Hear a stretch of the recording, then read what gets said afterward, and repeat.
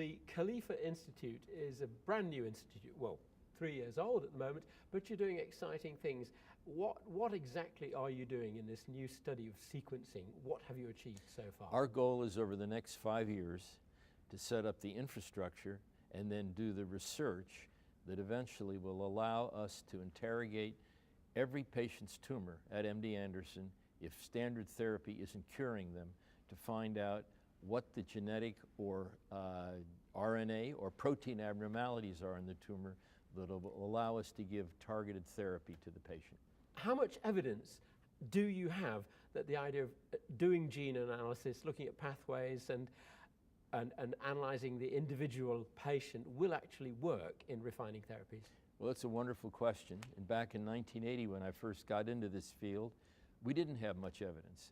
But we and others began to develop therapies that targeted the products of the genes that cause cancer. The real breakthroughs occurred in the late 90s and in the past decade, when there's at least a half a dozen examples now of major changes in life outlook and prognosis when targeted therapies have been given to patients with cancer, where the target is the product of a mutated or abnormally functioning gene. So we're confident that this approach, which if we can mine it properly and direct it for each patient to the gene or genes that are causing his or her cancer to act the way it's acting, we're confident this will change outcomes. And what have you achieved so far in your sequencing study at the Khalifa Institute? So right now we have just begun a trial which involves taking the patients who have advanced cancer and have failed other forms of therapy and sequencing their tumor, usually looking at hotspots, they're called, with genes where there are actionable steps we can take because of drugs available, and we're putting patients on these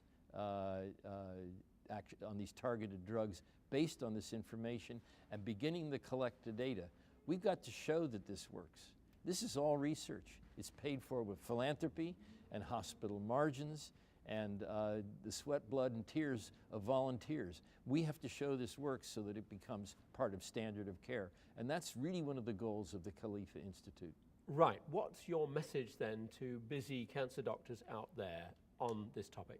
The message is that for certain cancers, and part of it is an education process, it should be standard of care to check genes in order to assign therapy. And where this isn't the standard of care, refer your patient to an institution, and we're not unique in this. This is going on in many cancer centers so that we can get the data and show in general that this works, and it'll become standard of practice, I think, at all oncology practices. And this is because you believe personalized cancer medicine has got a real future yield in improving outcomes and quality of life.